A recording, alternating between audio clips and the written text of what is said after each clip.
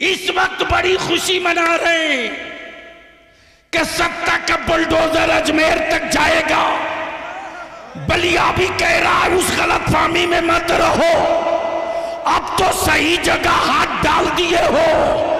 اب تک دیواروں سے ٹکرا رہے تھے، اب مولا علی کے بیٹے سے پنگا پڑ گیا.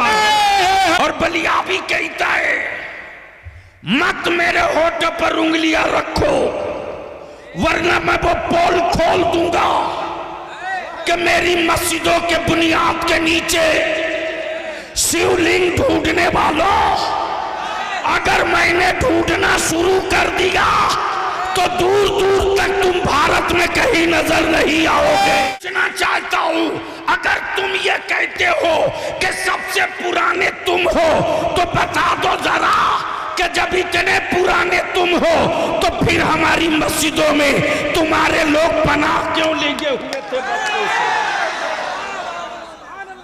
پناہ کیوں لیے ہوئے تھے؟ اس لیے ایک مسجد تو چلی گئی بابری مسجد، بھارت میں اب کوئی دوسری بابری مسجد بنانے کی غلطی کرے گا تو یاد رکھو بلیا بھی حکومت سے لے کر ان گنڈوں کو بھی کہہ رہا ہے اب تک تاریخ میں ایک کربلا پڑا گیا تھا، بھارت کے ہر گلی میں کربلا نظر آئے گا. سبحان اللہ سبحان اللہ.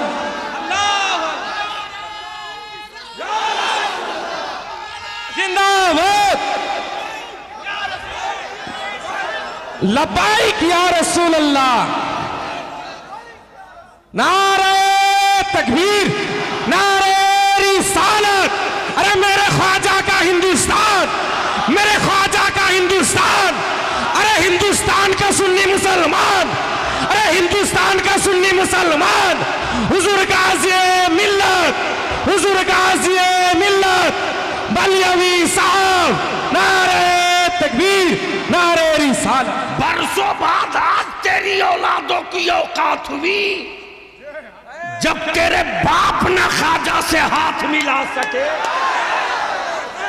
یاد دلا دو چھٹی کا دودھ یاد آ جائے گا، لیکن اگر چپ ہیں تو بزدل مت سمجھنا. ہم امن پسند ہیں، امن کے جھنڈے کو جھکنے نہیں دیں گے. ہم فسادی نہیں ہیں، ہم امن کے علم بردار ہیں. ہم نے اولادوں کو صبر سکھایا ہے، ہم نے اپنے بچوں کو شکر سکھایا ہے، ہم نے اپنی اولادوں کو محبت اور مروت سکھایا ہے.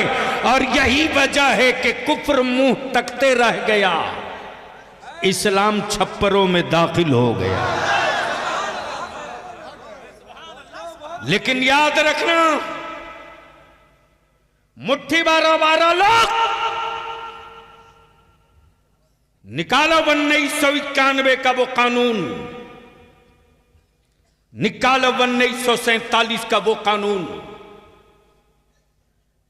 جس میں ڈکلیئر ہے کہ 1947 میں جو مسجد، جو مندر، جو گرجا، جو گردوارہ جس پوزیشن میں ہے اسی پوزیشن میں رہے گا، اس کو کوئی چینج نہیں کر سکتا.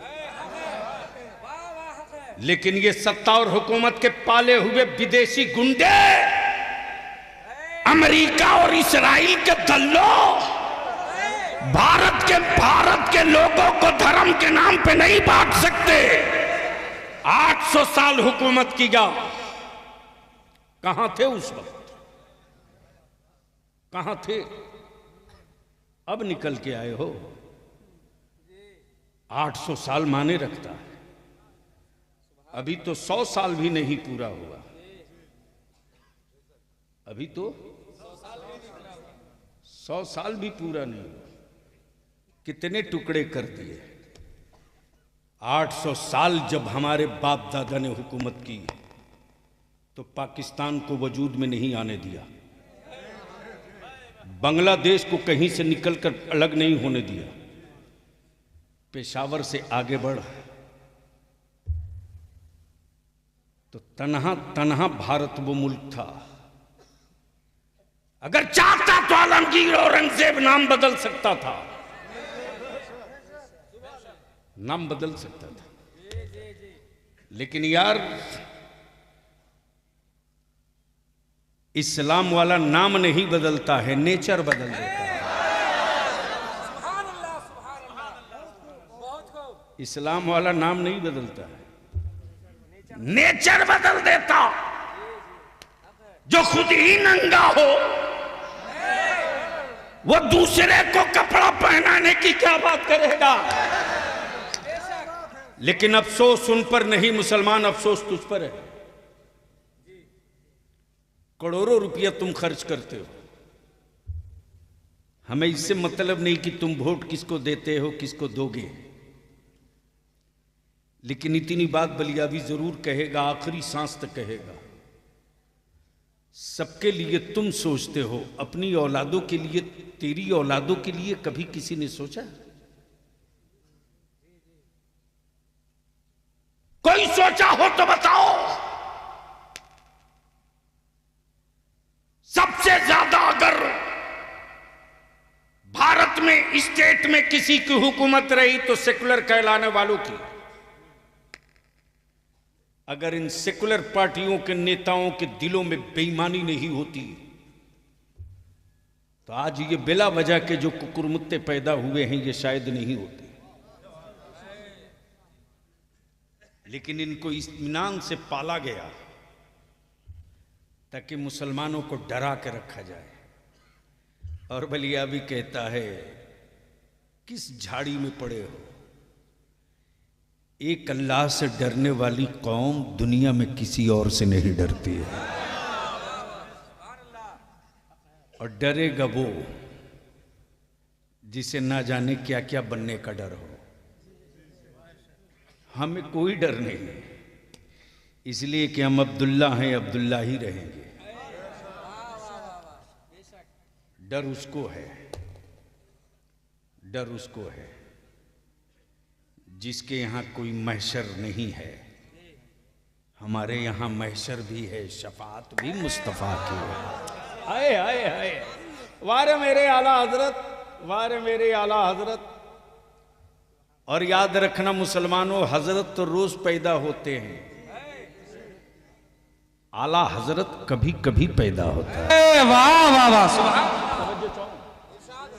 توجہ چاہوں، اعلیٰ حضرت۔ اب یہاں رک کر ایک بات عرض کر دوں، اجازت ہو تو سنیں گے تو دھیرے سے بول دو سبحان اللہ۔ توجہ چاہوں، حضرت حضری صاحب تقریر کر رہے تھے، اسی بیچ میں ایک صاحب کھڑے ہو گئے۔ کھڑے ہوئے تو بیچ میں کھڑے تھے، میں سمجھ نہیں پا رہا تھا کہ یہ کدھر والے ہیں۔ مسلمانوں میں بھی کئی طرح کے لوگ ہیں، نام مسلمان ہے، ریئل یہ ہے کہ وہ ہیں نہیں۔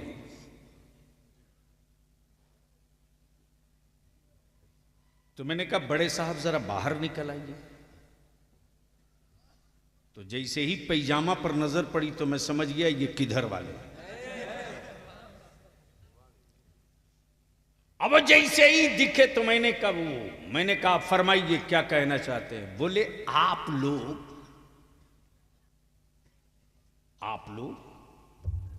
صرف ایک ہی رسول کی بات کرتے ہیں۔ نبی تو بہت تھے، رسول بہت تھے، کتابی بہت تھے، صحیفے بہت تھے، لیکن محفل کوئی بھی ہو، بات ایک ہی نبی کی۔ میں نے کہا بات تو بالکل پتے کی ہے۔ میں نے کہا آپ امت کس کی ہے؟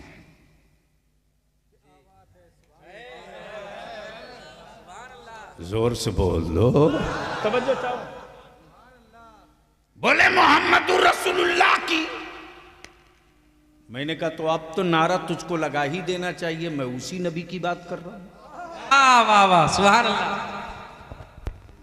اندر کا کھوٹ اور اندر کا پاپ باہر آ گیا۔ بولا کہ فاتحے کی محفل آپ کے یہاں ہوتی ہے؟ میں نے کہا آپ کے یہاں نہیں ہوتی؟ تو کوئی جواب ہی نہیں دے رہا۔ میں نے کہا میرے یہاں ایک فاتحہ نہیں ہے، روز فاتحہ ہے۔ اما نماز بغیر فاتحے کی نہیں ہے؟ زور سے، اوے زور سے، سبحان اللہ. سورہ فاتحہ پڑھنا ہی پڑے گا. جیسے ہی میں نے کہا کہ پرابلم بتائیے بڑے صاحب، دقت کیا ہے ایک ہی نبی سے؟ ہمارا عقیدہ اور ایمان یہی ہے کہ وہ اول بھی ہے آخر بھی ہے. توجہ چاہو، وہ بقیہ جتنے ہیں سب بیچ کے، وہ اول بھی ہے آخر بھی ہے، وہ ابتدا بھی ہے، وہ انتہا بھی ہے. توجہ چاہوں اہل علم. بولا نہیں بات تو ٹھیک ہے، لیکن مہینہ محرم کا ہو تو اسی نبی کی بات، جمادی الاول ہو تو اسی نبی کی بات، حج ہو تو اسی نبی کی بات. میرے کہنے کا مطلب یہ ہے کہ ایک ہی نبی کی بات بار بار کیوں؟ آپ لوگوں کا من نہیں اکتاتا ہے؟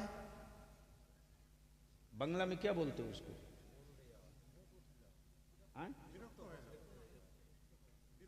برکتو.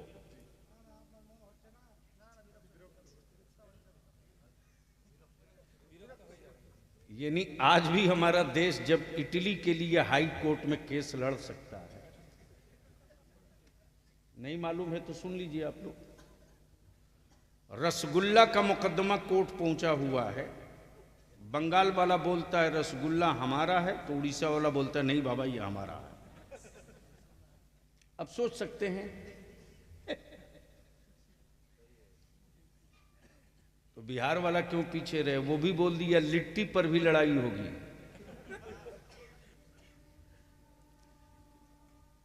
مولوی صاحب پورے تاؤ میں کھڑے ہوئے بولے ایک ہی نبی کی بات بار بار،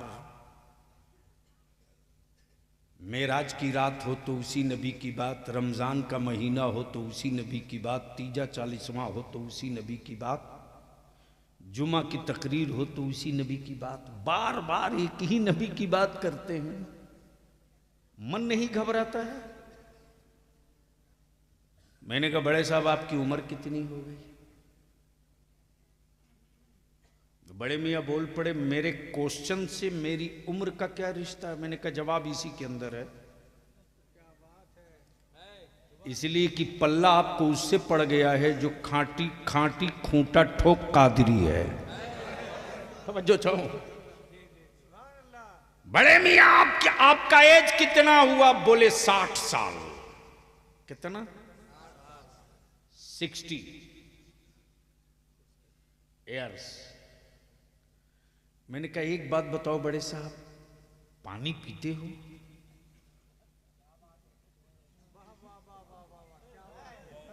سمجھ میں آیا ہو تو بولیے. جول کھاتا ہے؟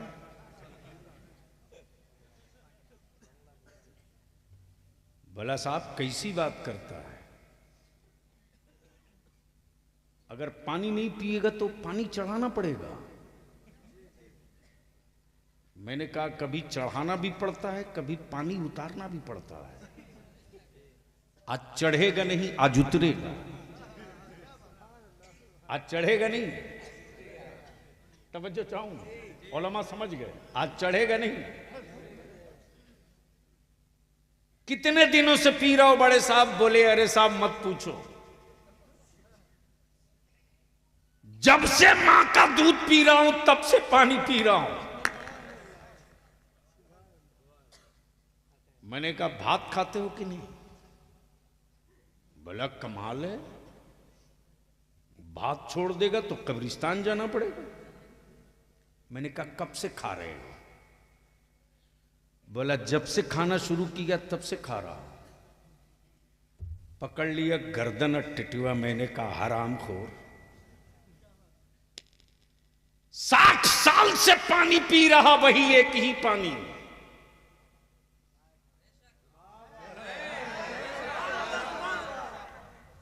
ایک دن کے لیے بدل کے دکھا. ایک ہی چاول کا بھات کھاتے ہو گئے 60 سال. 24 گھنٹے کے لیے پلاسٹک والا ٹرائی کر کے دیکھ. مولوی صاحب جھنجھلا کے بول پڑا یہ روٹی چاول پانی میری زندگی کی بنیاد ہے. روٹی چاول پانی چھوڑ دوں گا مر جاؤں گا. میں نے کہا تجھ میں احمد رضا والوں میں یہی فرق ہے. تو روٹی پانی چھوڑ دے تو تو مر جائے. ہم مدینے والے مصطفیٰ کا ذکر چھوڑ دے تو ہم مر جائیں. نعرہ تکبیر، نعرہ رسالت، مسلک اعلیٰ حضرت، مسلک اعلیٰ حضرت، علماء اہل سنت، حضور غازی ملت، جشن دستار بندی، نعرہ تکبیر، نعرہ رسالت، کملا واری، نعرہ تکبیر. اللہم صلی علی سیدنا مولانا محمد بارک وسلم. صلو علیہ صلاۃ و سلام علیک یا رسول اللہ. بس یہیں رک جاؤ، یہیں رک جاؤ. کملا باڑی اور پھول باڑی کے ایمان والوں یہیں رک جاؤ. آج کے اس تاریخی اجلاس میں آنے والوں مان لو شریر ہے، جسم ہے، ہاتھ بھی ہے، آنکھ بھی ہے، سر بھی ہے، پیر بھی ہے، سب ہے، سب ہے. روح نہیں ہے. روح نہیں ہے. ہاتھ اٹھے گا، بول بول بول بول، زبان بولے گی، آنکھ دیکھے گی، پیر چلے گا، دماغ سوچے گا، دل دھڑکے گا، نسیں حرکت میں ہوں گی. کیوں؟ سب تو ہے، صرف ایک ہی چیز تو نہیں ہے جو دکھتی بھی نہیں. توجہ چاہوں، جو دکھتی بھی نہیں وہی نہیں ہے. ہاتھ ہے دکھ رہا، پیر ہے دکھ رہا، سر ہے دکھ رہا، آنکھیں ہیں دکھ رہی، زبان ہے دکھ رہی، روح دکھ نہیں رہی، لیکن ہے نہیں، ہے نہیں. بولو گے تو بول دوں گا. اوے رنگ میں آ کے بول دے، بول دے. میں نے کہا زری صاحب ہے تو سب کچھ، ہے تو سب کچھ، صرف روح ہی تو نہیں ہے. بولیے نا، آنکھ دیکھ کیوں نہیں رہی، ہاتھ اٹھ کیوں نہیں رہا، زبان بول کیوں نہیں رہی، پیر چل کیوں نہیں رہا؟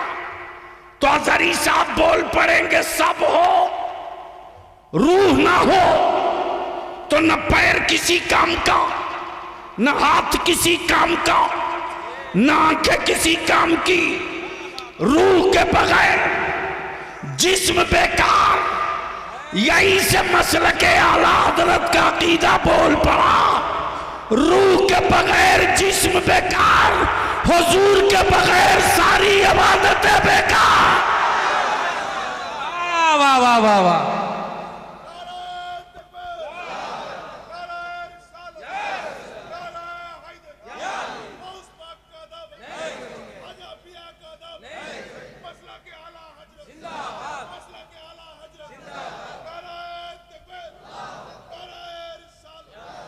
کعبے کا طواف ہو اور مصطفیٰ نہ ہو، کعبے کا طواف ہو اور نبی نہ ہو، رکوع اور سجدہ ہو اور مصطفیٰ نہ ہو، زکوٰۃ کی ادائیگی ہو اور نبی کا تصور نہ ہو، رکوع اور قیام ہو، مصطفیٰ کا تصور نہ ہو، تو ایسے ہی ہے جس طرح روح کے بغیر جسم کسی کام کے نہیں، اسی طرح حضور کے بغیر عبادت بھی کسی کام کے نہیں. اب اس کو اسی جگہ تھوڑی دیر کے لیے روک لو. آپ کہو گے کہ بلیابی صاحب جھگڑا کس بات کا ہے؟ کہو گے نا؟ ارے بولو نا، زور سے بولو، زور سے بولو.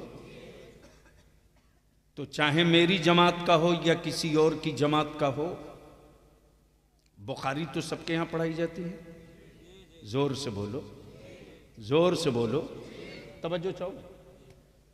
لیکن پتہ نہیں ان کے یہاں کون والی پڑھائی جاتی ہے۔ ہمارے یہاں تو وہ پڑھائی جاتی ہے جو میرے مصطفیٰ علیہ السلام کے الفاظ پاک ہیں۔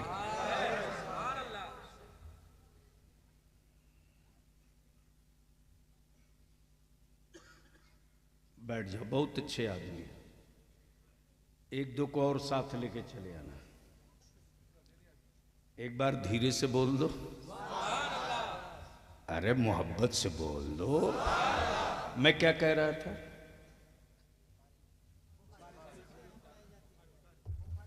آئے ہائے ہائے ہائے، واہ واہ واہ واہ، قسم خدا کی لفظ بخاری کا تصور آتے ہی علم والا اترانے لگتا ہے۔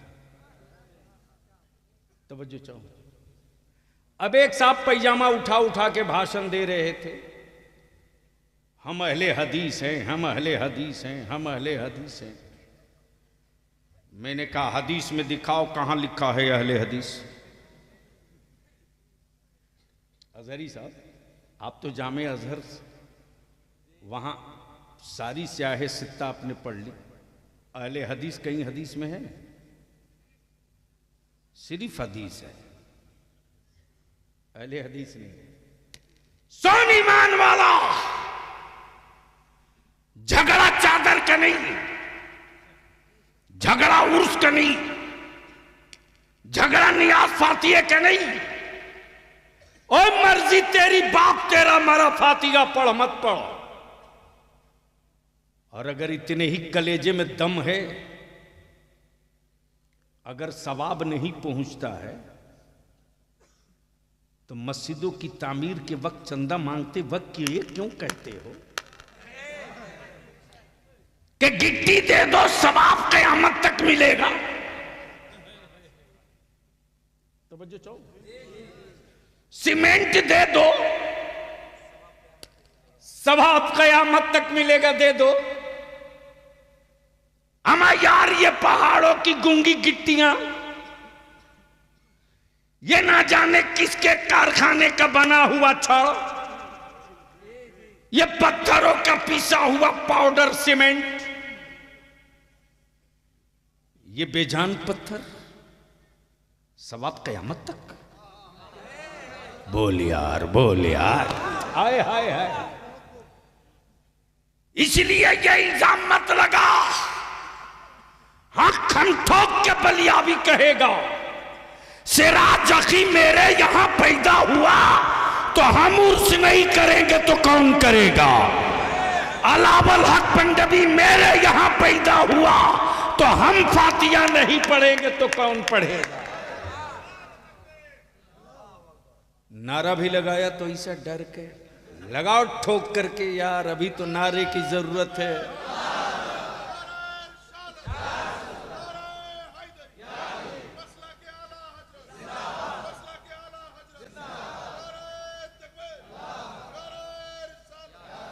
ایمان والو، اس وقت خفیہ میٹنگ کر کر لڈو بانٹنے کی تیاری ہو رہی ہے، سوشل میڈیا پہ دیکھ لینا۔ یہودیوں ہے نعرہ تکبیر، نعرہ رسالت، دونوں ہاتھوں کو اٹھائے، لبیک یا رسول اللہ، لبیک یا رسول اللہ، لبیک یا رسول اللہ، لبیک یا رسول اللہ، لبیک یا رسول اللہ۔ نعرہ تکبیر، نعرہ رسالت۔ ارے خواجہ کا ہندوستان، ارے خواجہ کا ہندوستان، ارے میرے خواجہ کا ہندوستان، ہندوستان کا سنی مسلمان۔ نعرہ تکبیر، نعرہ رسالت، حضور غازی ملت، مفکر اسلام، نعرہ تکبیر، نعرہ رسالت۔ اور آج تم جو سوچ نہیں سکے ہو وہ تیرے باپ دادا سب کر کے نپٹ کے دیکھ چکے ہیں، پانی بند کر کے دیکھ چکے ہیں انجام۔ توجہ چاہوں، اہل اسٹیج کی توجہ چاہوں، پانی بند کر کے انجام دیکھ چکے ہو، اور غریب نواز کے لیٹ جانے کے بعد اجمیر معلیٰ میں پاور بھی دیکھ چکے ہو۔ نہ چاہتے ہوئے بھی چادر بھیجنی پڑتی ہے۔ اب تو دھیرے سے بول دو اور زور سے. یا اور سی بات ہے کہ انڈیا میں میری چادر اوڑھنے میں شرم آتی ہے، لیکن سعودیہ میں دوپٹہ اوڑھ لیتے ہیں، کوئی ٹینشن نہیں ہوتا.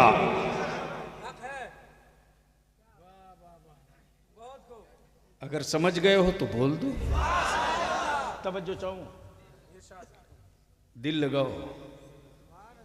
باقی زندہ اور سلامت اور باہر رہ گئے، اس لیے کہ اس وقت کئی صوبوں کی حکومت ہم پر مہربان ہے. ہم بھی پھری پلان تیار ہیں. ادھر آپ پیارے ہنر آزمائے تو تیر آزما ہم جگر آزمائے. دیکھتا ہوں کتنے مقدمے لکھتے ہو، لکھ جاؤ. فائنل ٹچ ہم ہی دیں گے. توجہ چاہو، دل لگاؤ. تو جھگڑا نہ چادر کا، نہ عرس کا، نہ سندل کا، نہ گاگر کا، پھر ہے کس کا؟ سوال. جیسے ہی پھول باڑی اکٹھا ہوا، کملا باڑی، پھول باڑی، اور بھی کوئی نام ہے حضرت؟ یعنی دونوں ملا کر ایک ہے، یعنی پورا پچھم 1 2. بنگال میں ایک بلاک ہے ہی نہیں ہے. یعنی اتنا ڈیولپ کیا کہ ایک ہی ویڈیو پر 2 بلاک کو کور کیا جاتا.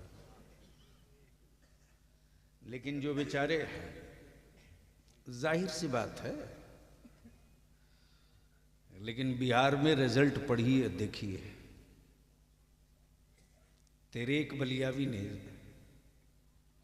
صرف ہلکا سا ٹچ کیا، ہلکا سا. ہر سال 30 35 40، 2 سال پہلے 60. BDO، CO، additional collector, DSP، داروغہ ہر سال پیدا ہوتے. اس لیے کہ بلیاوی نے بہار میں گردن پکڑایا نہیں ہے، نس پکڑ رکھا ہے. میں نے تو کئی بار کوشش کی، اور پھر آج میں اپنے علماء سے اپیل کروں گا. متقیم صاحب ہیں کہ چلے گئے ہیں؟ دارالعلوم کے جو کمیٹی والے ہیں، وہ جو سماجک اور ویلفیئر کے لوگ ہو، وہ سب لوگ سر جوڑ کے بیٹھو. مسلمان صرف 2 کام کر دے 5 سال کے لیے. 2 کام: اپنی کمائی ہوئی دولت کی صحیح زکوٰۃ نکال دے، اور نکاح کو سستا کر دے،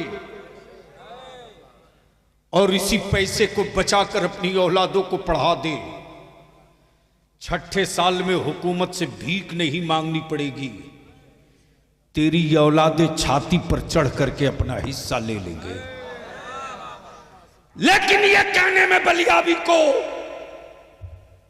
بڑا درد ہوتا ہے رے، بہت درد ہوتا.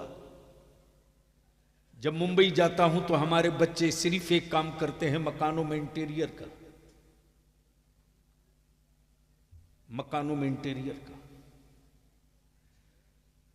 30 منزلہ 20 منزلہ بلڈنگوں پر رسا پکڑ کے لٹک کر ہمارے بچے اپنی زندگی کو روز داؤ پہ لگاتے.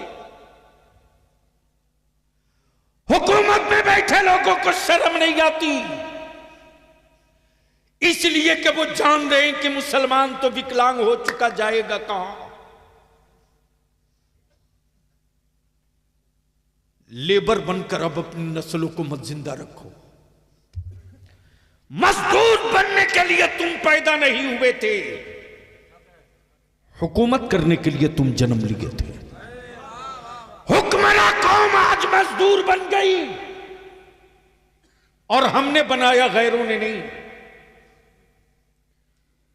صرف فضول خرچی کو بچا دو.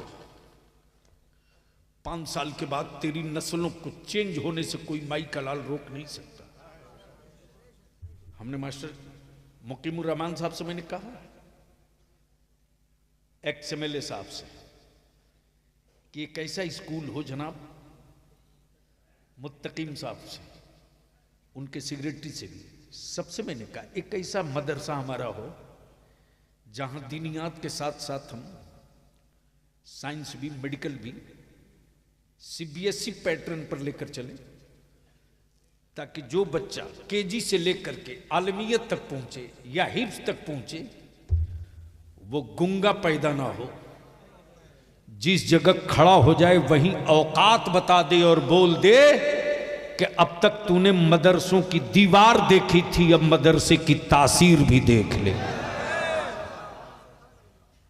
اس کے لیے زمین کی ضرورت ہے۔ اور ازہری صاحب میں گزارش کروں گا کہ ایک میٹنگ پورے علماء اہل سنت کی ایک میٹنگ بلوائیے، میں ٹائم دوں گا۔ آج چانچل میں بھی بیٹھک کے لیے آج لوگ آئے تھے، حضرت مولانا عطا اللہ صاحب بھی تھے اور حضرت علامہ مفتی طاہر صاحب مصباحی چانچل سے، اس لیے کہ یہ جتنا بڑا علاقہ ہے اتنے ہی ٹارگٹ پر ہے، اور اس کے لیے کوئی نہ دیدی کام آئے گی نہ دادا کام آئے گا، اگر نسلوں کے کام آئے گا تو مدرسے کا بابا کام آئے گا، بابا۔ تو جھگڑا کس بات کا ہے بتا دوں؟ ارے بولو نا، ارے باپ بہت دیر بولیے، 1:45 بج گیا۔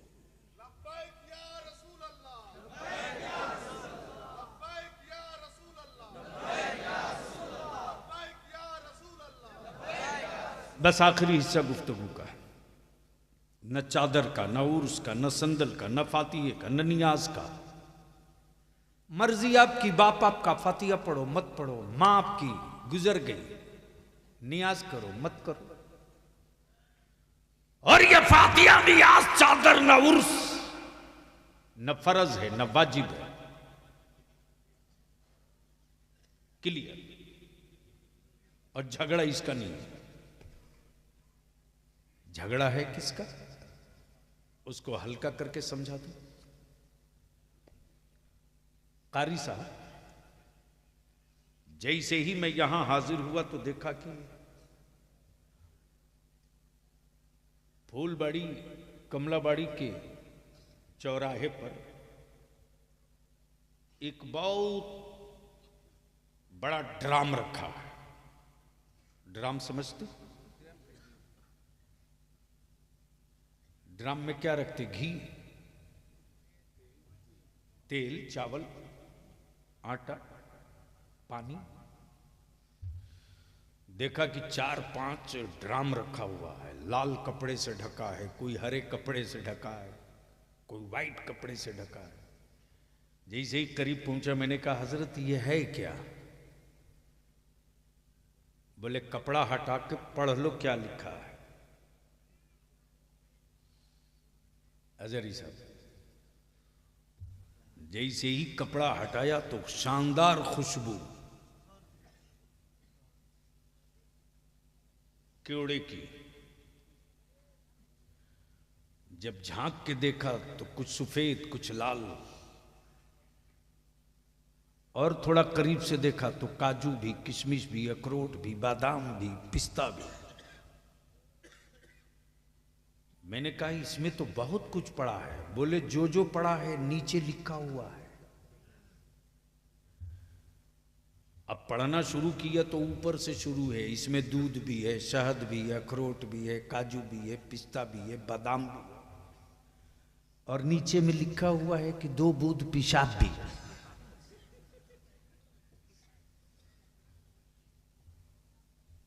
بہت دل لگا نا؟ اعلان کیا جا رہا پیو، دودھ بھی، کاجو بھی، پستہ بھی، بادام بھی، اخروٹ بھی، سب، لیکن پڑھ لو۔ 100 لیٹر دودھ میں 2 ہی بوند تو پیشاب تھا۔ ایمان سے بولو، پیشاب ملا ہوا کوئی سمجھ جائے یا سن لے یا لکھا ہوا پڑھ لے تو پیے گا؟ ارے زور سے بولنا۔ حضرت پیے گا؟ 100 لیٹر میں 2 بوند کوئی مانے تو رکھتا نہیں ہے. پیے گا؟ 1000 لیٹر دودھ میں 2 ہی قطرہ تو پیشاب ہے. پیے گا؟ ڈر کیوں رہے ہو؟ کلیئر بولو. پیے گا؟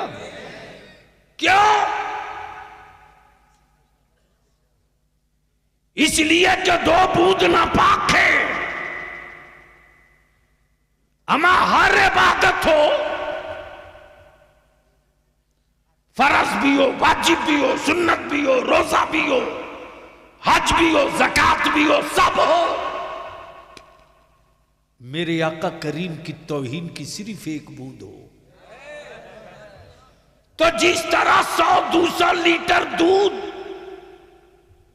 2 قطرہ پیشاب کی بنیاد پر کسی کے کام کا نہیں، اسی طرح پوری زندگی کی عبادت میرے آقا کریم کی صرف توہین کا تصور سوچ لینے کے بعد کسی کام کا نہیں.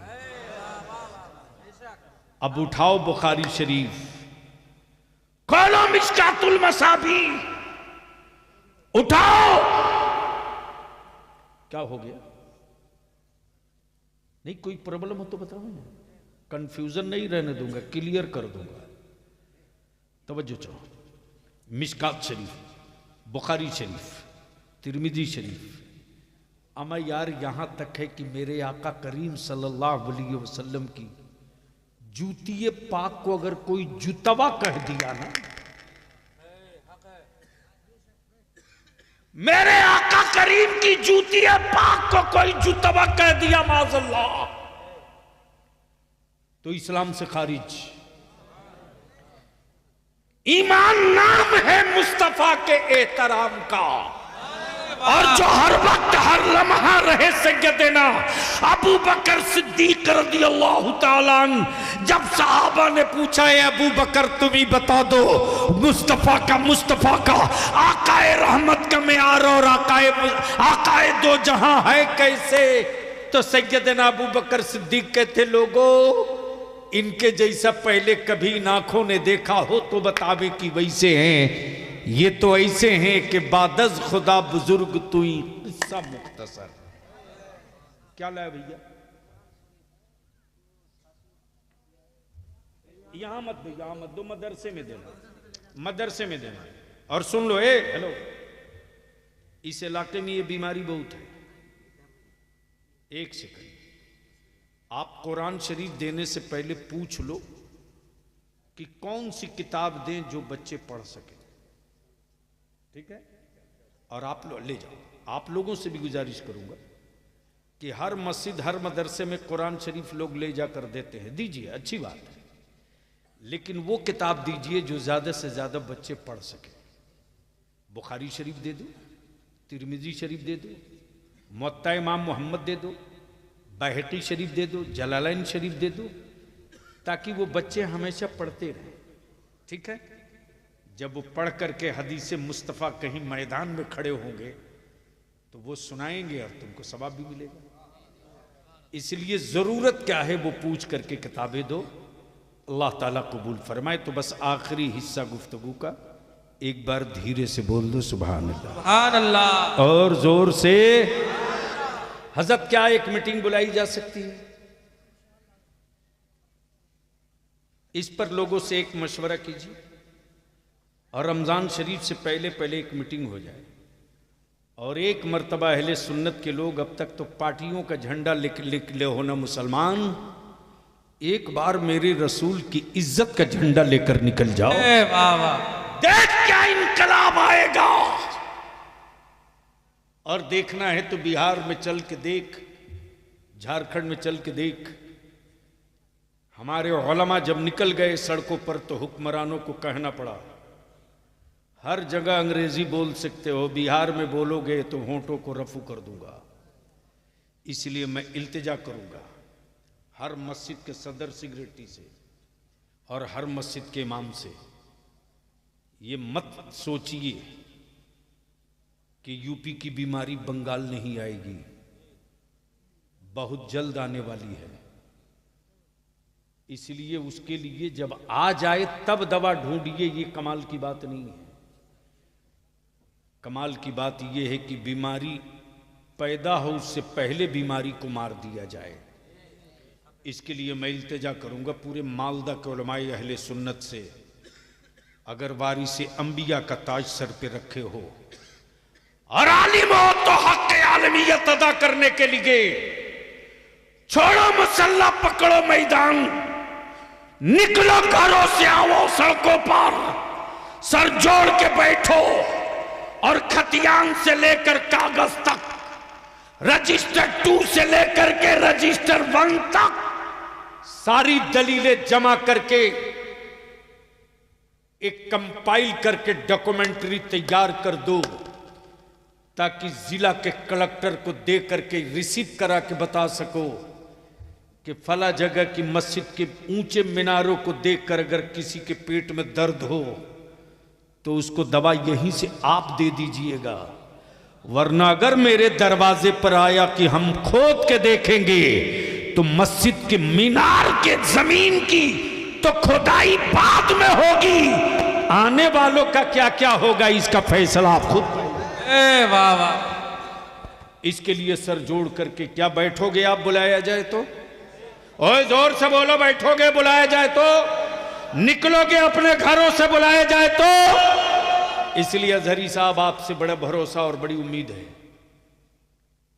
خود کو جینے کے لیے زندہ رہنا یہ کمال نہیں ہے، میرے مرنے کے بعد میرا جنازہ دھوم سے نکلے یہ زندگی کا کمال ہے۔ واہ واہ واہ واہ، حق اس ہے۔ لیے کہ وہ جنازہ ہی نہیں یار جس کے گزرنے کے بعد گلیاں نہ ویران ہو جائیں، جنازہ تو وہ ہے کہ عاشق کا جنازہ ہے ذرا دھوم سے نکلے۔ اس لیے کہ میرے آقا کریم علیہ السلام نے جو مذہب دیا وہ اسلام ہے، جو مذہب دیا، اور اسلام جس سے پہچانا جاتا ہے وہ مسلمان ہے، اور مسلمان وہ ہے جو سود نہیں کھاتا ہے۔ مسلمان وہ ہے، زور سے بولو، یہاں دھیرے کیوں بول رہے ہو؟ کچھ گڑبڑ تو نہیں ہے؟ حضرت ایک بار بڑا بوال ہو گیا، جگہ کا نام نہیں بتاؤں گا، شکوہ ہو جائے گا، ہے بنگالی، کئی فرچونر لے کے پہنچ گیا۔ میں پوچھا یار اتنے دبلے پتہ مولوی کے لیے اتنا فرچونر؟ ایم پی رہے تو بھاڑے کی گاڑی سے چلے، یہ فرچونر لے کے 4-4-5 کیوں آیا؟ تو ایک مولانا تھے، بولے ہمارے علاقے کا سب سے بڑا آدمی ہے۔ میں نے کہا ہوگا یار، اس سے میرے کو کیا مطلب،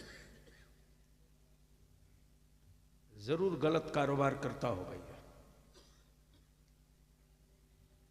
جب تہ میں گیا تو پتہ چلا کہ جناب سود کا بڑا کاروباری ہے۔ یاد رکھنا میرے عزیز، جو تم نے کمایا ہے سال بھر میں، جو تمہارے پاس بچی ہوئی رقم ہے،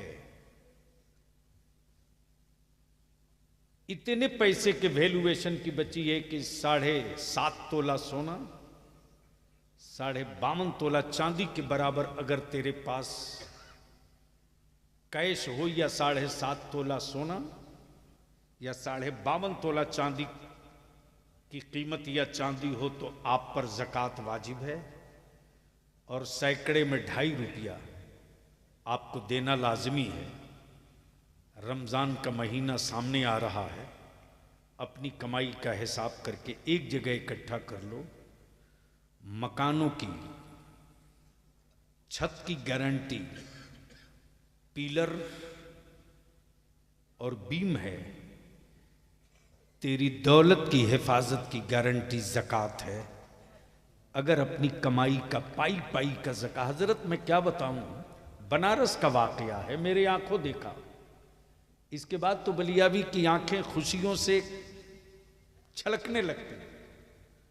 ایک بڑے سیٹ کے شو روم میں آگ لگ گئی، شو روم میں، اور کوئی ساڑی جو سب سے کم پیسے کی ساڑی تھی وہ 7,000 کی، 7,000 سے شروع ہے, 5 لاکھ تک کی ایک ایک ساڑیاں تھیں. یعنی کئی 100 کروڑ کا وہ شو روم تھا. رات کو ٹیلی فون کر رہا ہے مارکیٹ کا کوئی پہرےدار, سیٹھ تیرے شو روم میں آگ لگ گئی. سیٹھ فائر بریگیڈ کو فون نہیں کر رہا, پولیس اسٹیشن فون نہیں کر رہا, سیٹھ اپنے منشی کو فون کر رہا اور کہہ رہا کہ دیکھ کہیں زکوٰۃ کی رقم ہم نے کم تو نہیں نکالا ہے. بول یار, بول بول بول, توجہ چاہوں, حساب کر. بھائی کہہ رہا دکان سے شعلے نکل رہا, کہہ رہا نکلنے دے. میرا ایمان ہے ایمان کہ جتنے مال کی میں زکوٰۃ نکال چکا ہوں, آگ کی اوقات نہیں ہے کہ اس مال کی شکل اور صورت ہی آگ بدل سکے. حساب کرنے دے. مارکیٹ میں لڈو بٹ رہا تھا غیروں کے یہاں کی فلاں عبداللہ سیٹھ کی پورا شو روم جل گیا. اب تو یہ کھڑا نہیں ہو سکے گا. جیسے ہی 1.5 گھنٹے کے بعد ان کے منیم منشی جی نے رپورٹ کی, فون کیا, کہا زکوٰۃ کی پوری رقم نکال دی گئی ہے, 16 روپے کی زکوٰۃ کی رقم بچ گئی تھی جو ادا نہیں ہو پائی ہے. کہا چل اب دکان کا اور شو روم کھول. دیکھا زکوٰۃ کا کمال دیکھ. جب کھولا گیا تو صرف پاپوش جلا تھا. بول یار, بول بول. صرف پاپوش جلا تھا. نہ کسی ساڑی کا رنگ ڈسکلر ہوا, نہ کہیں دھوئے کا اثر پہنچا. شعلے نکلتے رہے, آگ پڑوس میں لگی, صرف پاپوش جلا. تب سیٹھ نے کہا میرے اللہ, زکوٰۃ کی ادائیگی کا انعام ہم نے دنیا میں دیکھ لیا. میرے آقا کریم نے گارنٹی دی ہے کہ جس مال کی زکوٰۃ ادا کی جائے گی نہ وہ مال لوٹا جا سکتا ہے اور نہ مال کبھی تباہ ہو سکتا ہے. اس لیے میں التجا اور اپیل کروں گا کہ زکوٰۃ کی رقم دیتے وقت مدرسہ جامعہ محمدیہ مدینۃ العلوم کے ایک بچے کی خوراکی ایک آدمی زکوٰۃ کی رقم سے لے لو. 2 بچے کی خوراکی, ایک خوراکی 5,000 مان لو, تو زکوٰۃ کی رقم اگر آپ کی 20,000 25,000 یا 1 لاکھ نکلے تو سب کو دے, لیکن ایک بچے کی سال بھر کی آپ خوراکی لے لو. اور میں جامعہ محمدیہ مدینۃ العلوم کے اساتذہ سے اور اراکین سے اپیل کروں گا کہ صرف مولانا بنانے سے مسئلے کا حل نہیں ہے, صرف حافظ بنا دینے سے مسئلے کا حل نہیں ہے. وقت اور حالات یہ کہہ رہے ہیں کہ اب حافظ کے ساتھ ساتھ وکیل بھی بنانے کی ضرورت ہے اور حاکم بھی بنانے کی ضرورت ہے. اس لیے قرآن حدیث تفسیر کے ساتھ ساتھ ہم کم عمر کے بچوں کو اس لائن پر چڑھا دیں کہ ہمارے بچے حافظ قرآن بھی ہوں اور ڈاکٹر انجینئر بھی بنے, وکیل ایڈوکیٹ بھی بنے, اسٹیٹ سروس کمیشن میں بھی جائیں. اس لیے کہ مسجدوں کے محراب پر کھڑا ہو کر عالم مسلح بچا لے گا, پڑھ کر بچے جب پاور کا قلم حاصل کر لیں گے تو ضلع اور کلکٹریٹ میں کھڑا ہو کر کے مسجدوں کا منارہ بچا لیں گے. واہ واہ. یار زندہ, صحبت باقی. وآخر دعوانا ان الحمد. ایک وصول ہے. اسلام ایک نظریہ ہے. اسلام آخرت کا پیغام دے. اسلام وحدہ لا شریک کی وحدانیت کی بات بتاوے. واہ واہ واہ. سبحان اللہ. دل لگا میں. اسلام نے کہیں نہیں کہا کہ تم کو اگلے جنم میں کتا بلی بننا پڑے گا. حق ہے. بے شک. اگر بات سمجھ میں آوے تو بولنا سبحان اللہ. مولانا دھکا دے کے کب تک کام چلاؤ گے یار؟ میں وہ نہیں ہوں جو سب لوگ کر لیتے ہیں.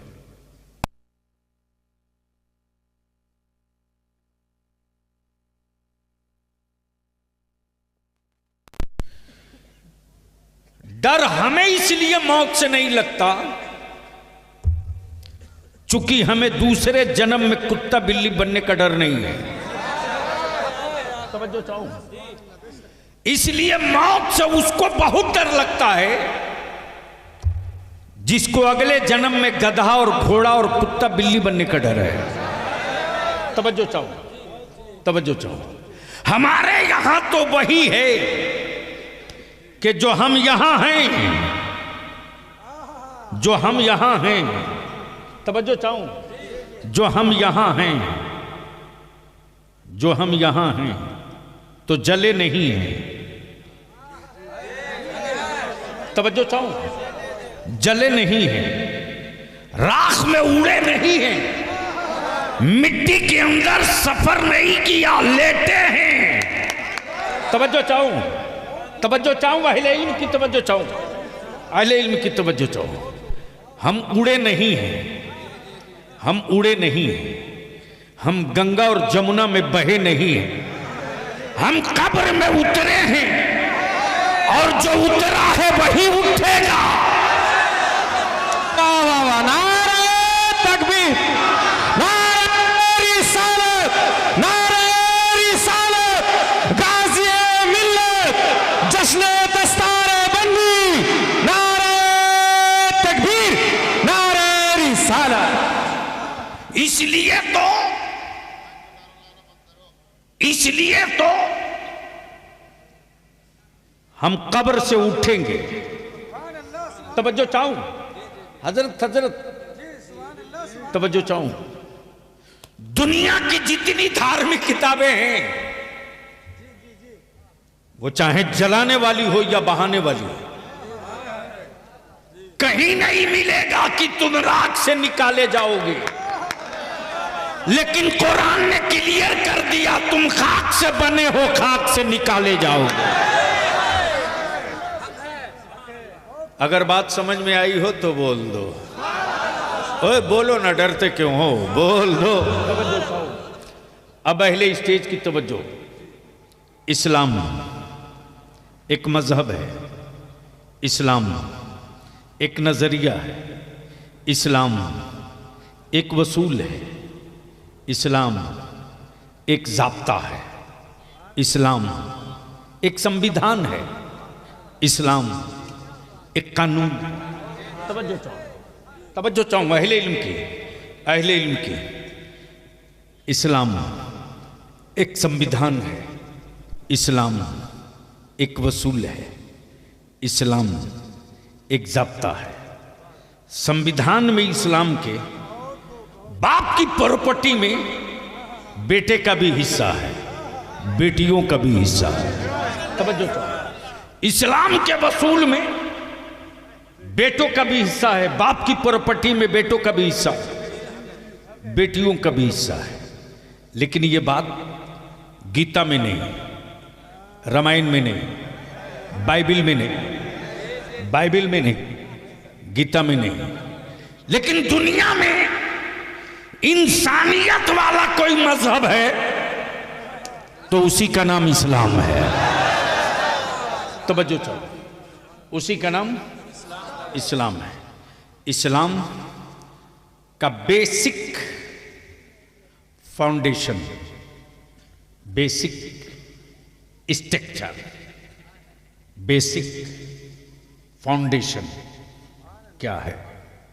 توحید. کیا ہے؟ زور سے بولو، زور سے. توحید.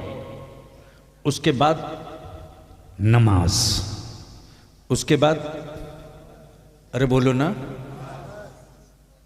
نماز کے بعد روزہ، روزے کے بعد زکوٰۃ. یہی تو آفت ہو گئی ہے اہل سنت میں کہ ہم نے فضیلتوں پر تقریریں کی، ضرورتوں پہ نہیں کی.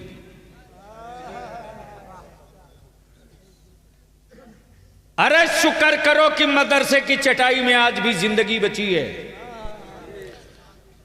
اور کفر کو ڈر مدرسے کی چٹائی سے اسی لیے لگ رہا ہے کہ اگر ایک بھی چنگاری بھارت میں بچی رہ گئی تو نہ جانے کس مدرسے کی چٹائی سے علامہ فضل حق خیر آبادی کھڑا ہے.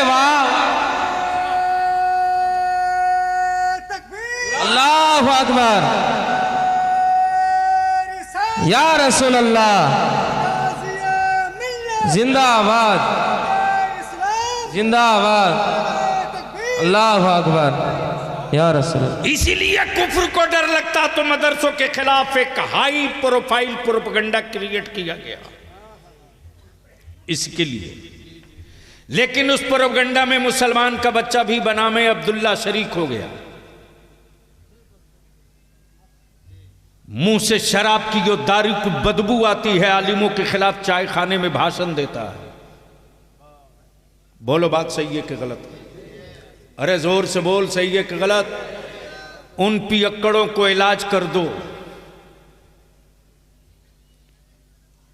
جو وارث انبیاء کے خلاف دارو پی کر کچھ بھی بول سکتا ہے، وہ اسلام کے خلاف کبھی بھی کہیں بھی کچھ بھی بول سکتا ہے. اب دل لگاؤ تو بات آگے کریں. موڈ ہے سننے کا تو بول دو دھیرے سے سبحان اللہ. توجہ چاہوں اہل اسٹیج کی. حضرت بس چند چہرے ہیں جن کو دیکھ کر میں کوشش کر رہا ہوں کہ کچھ فکری گفتگو ہو جائے. اسلام بیسک فاؤنڈیشن توحید، توحید، نماز، روزہ، زکوٰۃ، حج. بہت دل لگانا، چونکہ انٹلیکچول کچھ بیٹھے ہیں. ڈاکٹر صاحب ہمارے، کیا نام تھا بچارے، ہیں کہ چلے گئے، اور جتنی کمیٹی اور منتظمہ اور دور دراز سے آئے ہوئے لوگوں، سن لو آج ولی آبی کی تھوڑی دیر گفتگو. میں کیا کہہ رہا تھا؟ بیسک فاؤنڈیشن توحید، نماز، روزہ، زکوٰۃ، حج. ٹوٹل کتنے ہوئے؟ زور سے بولو، زور سے بولو، زور سے. اب اہل اسٹیج کی توجہ چاہو. ٹوٹل پنجتن پاک 5. گویا نماز کے لیے توحید کا قائل ہونا ضروری ہے. امن نماز اس پر ہے ہی نہیں ہے جس نے اللہ کی وحدانیت کا اقرار نہ کر لیا. لیکن صرف اللہ کی وحدانیت کے اقرار سے مسئلے کا حل نہیں ہے. توجہ چاہوں، صرف لا الہ الا اللہ کہہ دینے سے مسئلے کا حل نہیں ہے. اب اس کو اور تھوڑا ہلکا کر دوں. کعبے کی کنجی کا نام اسلام نہیں ہے. کعبے کی کنجی کا نام اسلام نہیں ہے. اور یہ کوئی ضروری نہیں کہ جس کے پاس کنجی ہو وہ مسلمان ہو. توجہ چاہوں، بہت باریک ایشو آ گیا ہے، بہت باریک ایشو آ گیا. بعد میں حضرت موبائل چلا لینا یار. اس لعنت نے کہاں نسلوں کو ڈبو دیا ہے. میں کیا کہہ رہا ہوں آپ کہاں پھنسے؟ کئی سال پڑھو گے تو یہ گفتگو شاید نہیں سمجھ میں آئے گی. میں کیا کہہ رہا تھا؟ اسی طرح کا وائرس آتا ہے تو ذہن سے باتیں نکل جاتی ہیں. کنجی، یہ کوئی ضروری نہیں کہ کعبے کی کنجی مسلمان کے پاس ہو. اس لیے کہ پچھلی تاریخ یہی بتائی، پچھلی تاریخ یہی بتائی. تعمیر خلیل اللہ نے کی. بولو یار، بولو بولو بولو، زور سے زور سے زور۔ سبحان اللہ۔ تعمیر خلیل اللہ نے کی، لیکن کنجی کبھی ابو جہل کے پاس، کبھی ابو جہل کے پاس، کبھی کسی کے پاس، کبھی کسی کے پاس۔ یہ ضروری نہیں کہ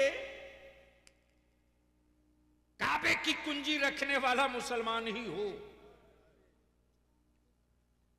بس بہت دل لگانا، بلیاوی کی گفتگو اب ٹریک کی طرف چل رہی ہے۔ نماز کے لیے ایمان کا ہونا ضروری ہے۔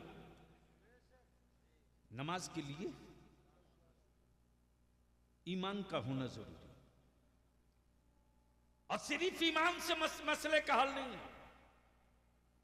ایمان لا چکے تو جیسے تیسے پڑھ لو، یہ بھی نہیں ہے۔ پاکی کا ہونا ضروری ہے، اور صرف پاکی سے ہی مسئلے کا حل نہیں ہے، وضو کا ہونا بھی ضروری ہے۔ یعنی 3 لیئر پار کرو تب رب کے ایک سجدے کے لیے کھڑا ہو جاؤ۔ توجہ چاہو، یعنی کنڈیشن ہے نماز کے لیے، کنڈیشن ہے روزہ کے لیے، کنڈیشن ہے زکوٰۃ کے لیے، کنڈیشن ہے حج کے لیے، کنڈیشن ہے۔ یعنی بھیک مانگ کر تم حج پہ مت جاؤ۔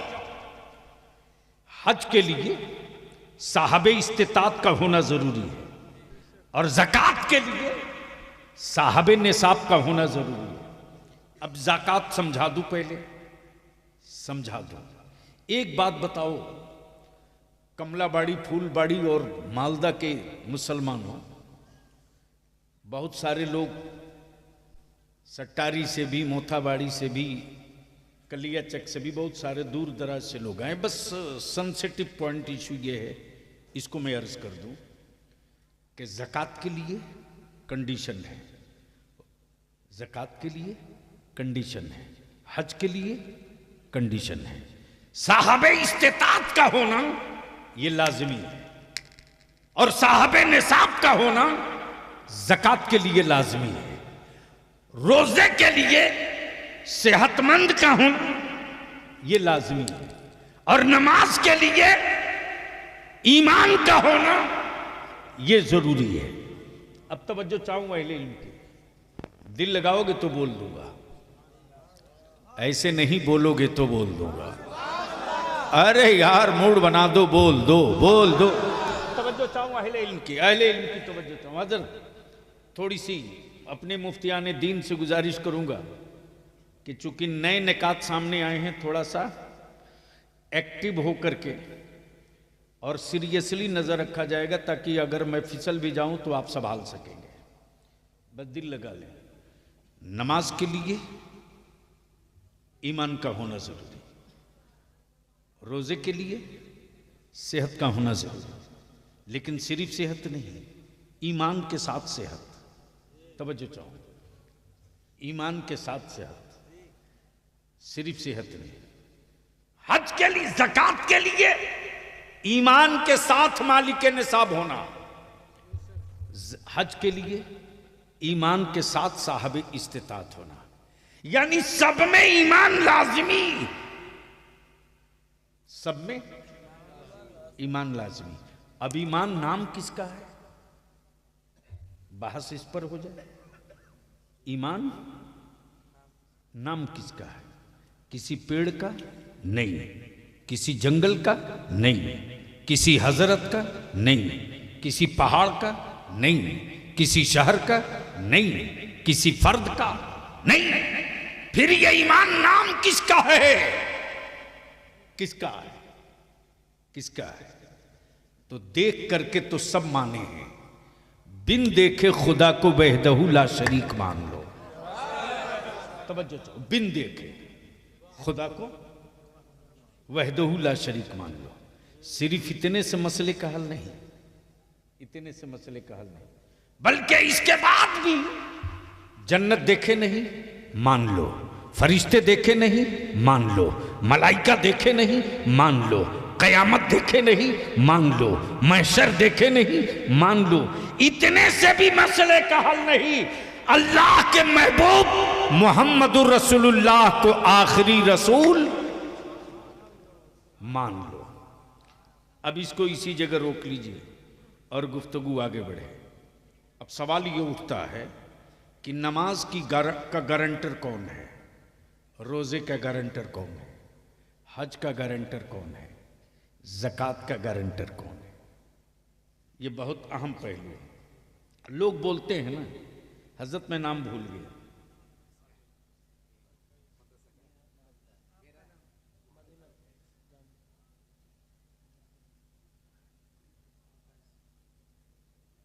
محمد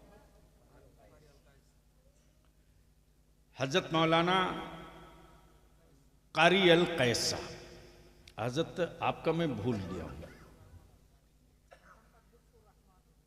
حضرت علامہ مولانا محمد لطف الرحمان صاحب ازہری۔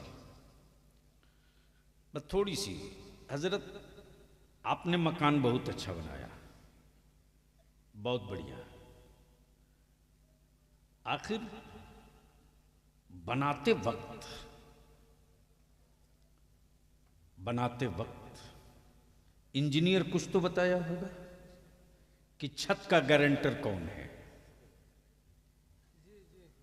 توجہ چاہوں، اگر بات سمجھ میں آوے تو چھت کا گارنٹر کون ہے؟ دیواروں کا ضامن کون ہے؟ چھت کا گارنٹر کون ہے؟ دیواروں کا ضامن کون ہے؟ جس سے آپ بے خوف ہو کر سو سکیں، بے فکر ہو کر سو سکیں۔ بہت بہت بہت بہت سنسیٹیو ایشو ہے پلیز، جس سے آپ بے خوف ہو کر سو سکیں، بھے مکت ہو کر سو سکیں۔ انجینئر نے جب دیوار کمپلیٹ کر کے چھت ڈھال دیا تو کہا قاری صاحب بنیاد اتنی مضبوط ہے کہ چھتوں کا گارنٹر پیلر ہے، بیم ہے، چھتوں کا گارنٹر پیلر ہے، بیم ہے۔ لاؤ قاری صاحب میں لکھ کے دے دیتا ہوں، زلزلہ آئے گا ضرور، پتے اور درخت تو ہل جائیں گے لیکن آپ کی چھت نہیں ہلے گی، اس لیے کہ میں نے بہت ٹھوس بنیاد ٹھوک کے ڈالی ہے۔ اب دل کو لگا لیجئے، ذہن کو قریب کیجئے، ذہن کو قریب کیجئے۔ چھتوں کا گارنٹر پیلر اور بیم، چھتوں کی گارنٹر پیلر اور بیم۔ اب میں پوچھوں مسلمان، تو بتا تیری دولتوں کا گارنٹر کون ہے رے؟ بس دل لگا دو تو بول دو، بول دو، بول دو، توجہ چاہو۔ ایک معمولی تعمیر کی تھوڑی سی ٹیکنالوجی نے چھتوں کی گارنٹی لے لی، لیکن جب میرے آقا مصطفیٰ جان رحمت صلی اللہ علیہ وسلم نے زکوٰۃ کا تصور پیش کیا امت کے سامنے تو یہ کلیئر کر دیا، سن تیرے مکانوں کی چھتوں کا گارنٹر پیلر یا بیم بنے نہ بنے، تیری دولتوں کی تحفظ اور حفاظت کا گارنٹر زکوٰۃ بننے جا رہی ہے۔ سبحان اللہ، سبحان اللہ۔ زکوٰۃ کی ادائیگی تیری دولتوں کی ضمانت ہے۔ لیکن آج کا مسلمان اگر زکوٰۃ ڈھنگ سے نکال دینا تو نہ دیدی کے دروازے کٹورا لے کے جانا پڑے گا، نہ دادا کے سامنے ہاتھ پھیلانا پڑے گا۔ ارے مسلمان، اب تو اتنا غریب ہے اس کے باوجود بھی تو کھٹکتا سب کو ہے رے، اور بلیا بھی کہتا ہے مت میرے